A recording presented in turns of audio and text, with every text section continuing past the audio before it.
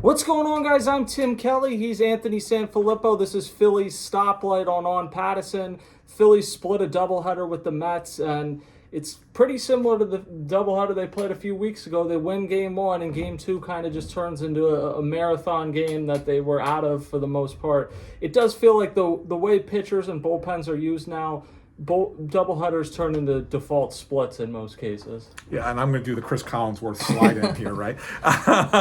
It really did. And you kind of knew, Tim, that when they were going for the win in game one, and they were using Kerkering and Strom and Romano, that they were all in on winning that game. And it was, win that game, win the series, and then you're kind of playing with house money in the second game. And look, you hope Zach Wheeler goes out and throws a great game, and the remaining bullpen guys, and they kept Tanner Banks back. Like, I guess he would have probably closed the game if they needed it.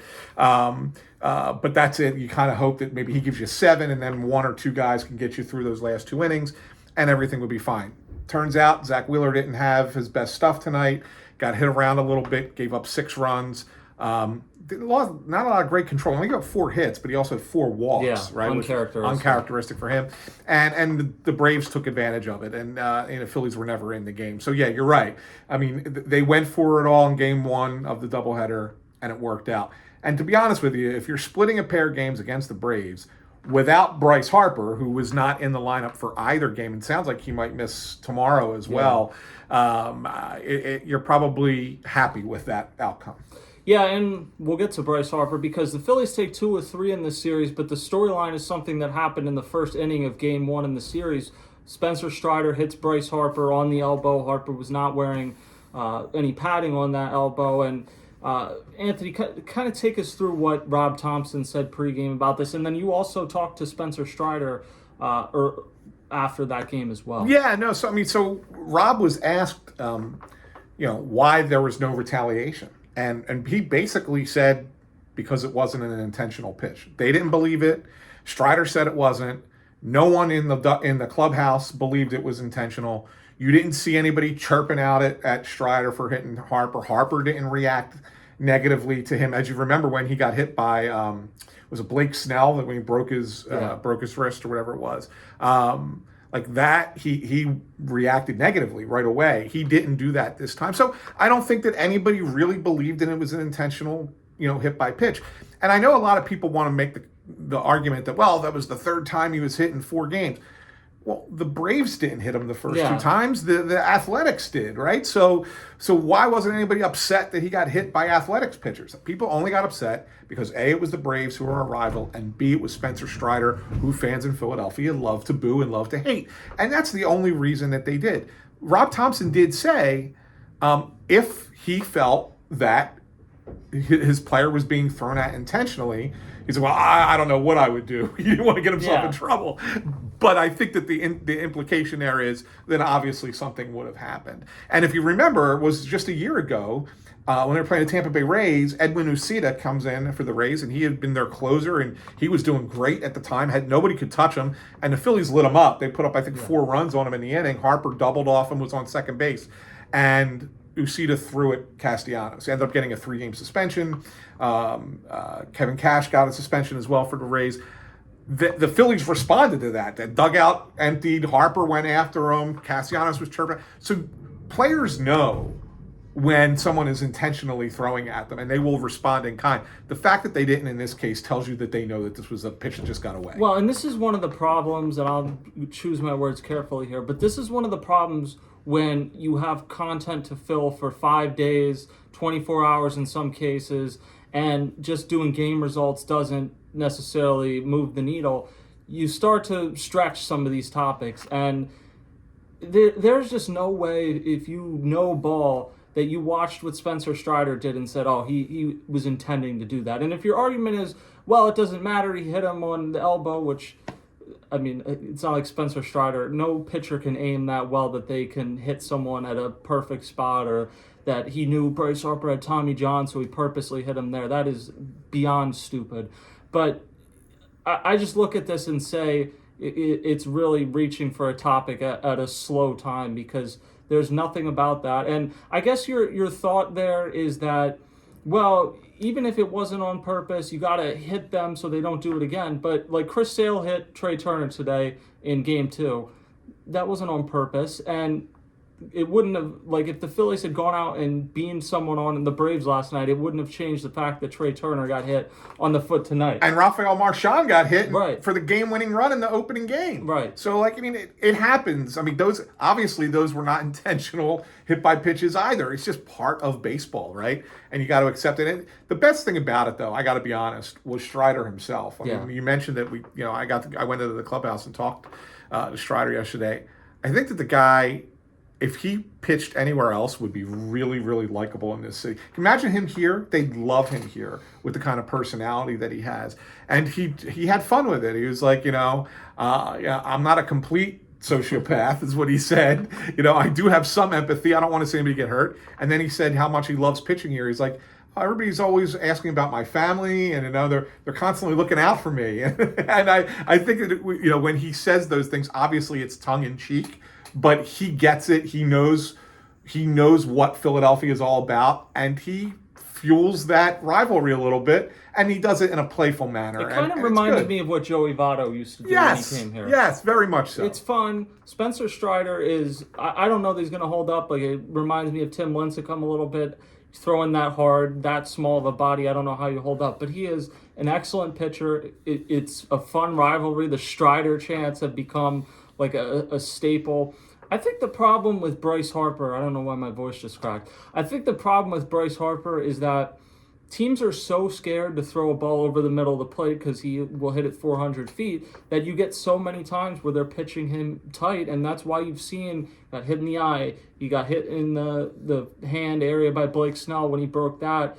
He's been hit 3 times in 4 games. No one is intending to do this, but teams are terrified to throw the ball out over the plate to him, and that's kind of one of the curses of being a power hitter in the game, is that you're going to have a lot of pitches high and tight, and Bryce Harper has had an unfortunate amount that have hit him in scary manners, and I don't really know what you can do about that. I would say, like, if I'm him, I'm coming out tomorrow with a Barry Bonds-style brace on my arm, and even if it doesn't feel good or it's annoying, it's not worth this. Now, from what Rob Thompson said after Game 1, I thought there was a chance Bryce Harper would be in the lineup Game 2. He wasn't, and he kind of paused when Thompson kind of paused when I asked him after the game, was it a positive day? He said Harper wasn't available on the bench, but was it a positive day? And he said, I think so, something to the extent of I think so, but there's still some swelling and we want to be careful. And like you mentioned, I do think it gives me the feeling that he's probably not going to be in the lineup tomorrow. He did say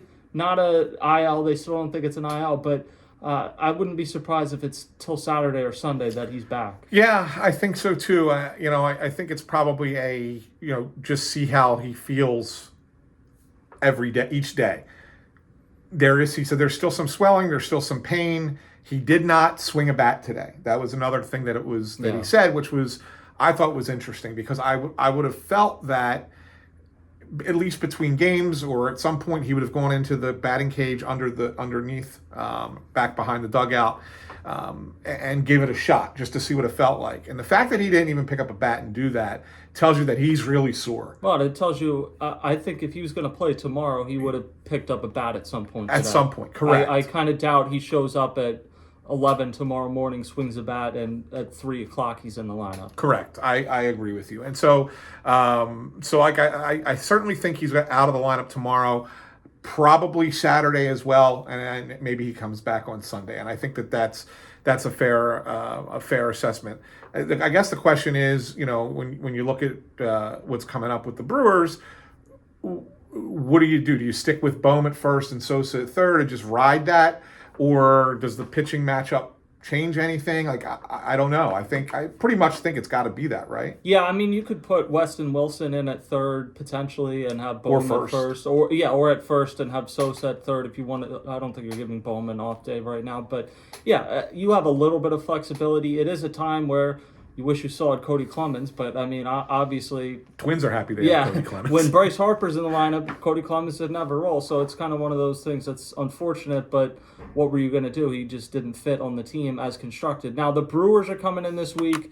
Taijuan Walker, Jesus Luzardo, and Ranger Schwartz are going to be the three pitchers for the Phillies this weekend. And Rhys Hoskins, of course, this will be his second time coming back as a visitor. Came back last year. He had his first child. Him and Jamie had their first child over the winter, so I'm sure he'll talk about that.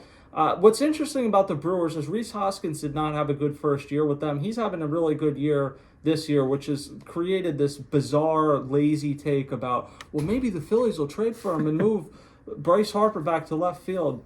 I know Bryce Harper said in that story for The Athletic that he'd be willing to do it for the right first baseman. The Phillies had the choice to do that 2 years ago, and they didn't do it. So, right. And they had the choice, in theory, to do it for Pete Alonso, who, with all due respect, is a much better player than Rhys Hoskins, and they didn't do it in the offseason. I think it has been made pretty clear that the Phillies think first base is the way to preserve Bryce Harper for the long term, and they do not intend to put him back in the outfield. That's my guess. No, I tend to agree with you as well. But it's good for Rhys that he's having the year that he's having, right? I mean, he's really putting up good numbers for the Brewers, and that's exciting for him because there's a good chance he ends up in a pennant race somewhere. At the trade deadline. Probably not here.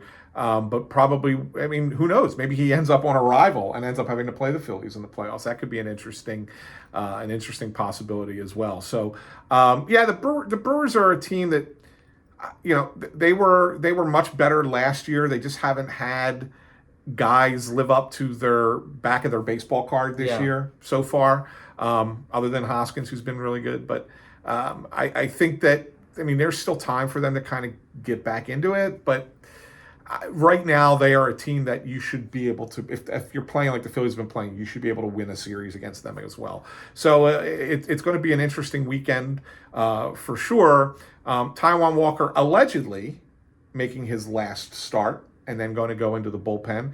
Rob Thompson said while they were out west last week that Walker would make this start tomorrow, and then if they needed another spot start, it would come from somebody being called up from AAA. And not Walker. They want Walker to pitch out of the bullpen. They want to see how he can perform in some leverage spots. And with the way that the bullpen has been a little bit leaky, it might not be a bad idea. This is the time of year to figure it out, because if he can do it, then that's a good thing to, good feather to put in your cap going into the July trade deadline. But if he can't, then you know that there's something more that you have to add beyond just maybe one arm for the bullpen. So I think that's going to happen. There was a brief update on Aaron Nola. He threw a bullpen today, 26 pitches, said he felt good. Caleb Cotham reported that his pitches looked good. Nola told us on Tuesday. On Tuesday. Yeah, on Tuesday. We can't keep our days straight. You sound like Jolly, and now you can't keep our days straight either. But he told us on Tuesday that he expects to do a rehab assignment. How long that rehab assignment is, whether it's 1 or 2 starts, we don't know. But it sounds like Nola's probably at least another week and a half away, maybe 2 weeks maximum, before he gets back up here. So it's going to be interesting to see what the Phillies do with their pitching staff between now and then. I feel like it's probably Mick Abel comes back. Probably. Andrew Painter, all along they've said, I've had the line July, but with room for June or August burned into my memory, talking about Andrew Painter so much. He's made 4 starts. He's been pretty good, really good. Not necessarily kicking the door down good, but really solid. I still think he's a little ways away, if I had to guess. So I would think it's Mick Abel. I'm interested to see what Taijuan Walker can do in the bullpen. I'm interested at some point maybe to see what Mick Abel can do in the bullpen. So Phillies have some decisions to make, and this next few weeks, I guess, really starts to give you your plan for what you need at the trade deadline. Yeah, no, there's no question. And I'm glad you mentioned the possibility of Mick Abel in the bullpen, because I think, Tim, assuming he's still here after the trade deadline at the end of July, because which I wouldn't assume necessarily. Well, no, because I was just about to say he could well be the key asset that you're moving to get whatever help you need. But assuming he's still here, I wouldn't be surprised if come August and September they convert him to a bullpen role, to consider him as an option for the bullpen for October when the time comes, because of how hard he throws, and he's been throwing strikes, right? So I think that that's something that the Phillies might have in the back of their minds, maybe not saying it out loud just yet. Yeah, well, and it's apparent right now the Phillies have probably four guys in the bullpen right now that are fringe. Like maybe they're the eighth guy in your bullpen, maybe they're a AAA guy. So they're going to need to figure multiple answers out to that. But all in all, good stuff for the Phillies for the most part recently, and all the content with the Phillies you can find on Pattison. We will talk to you guys next time.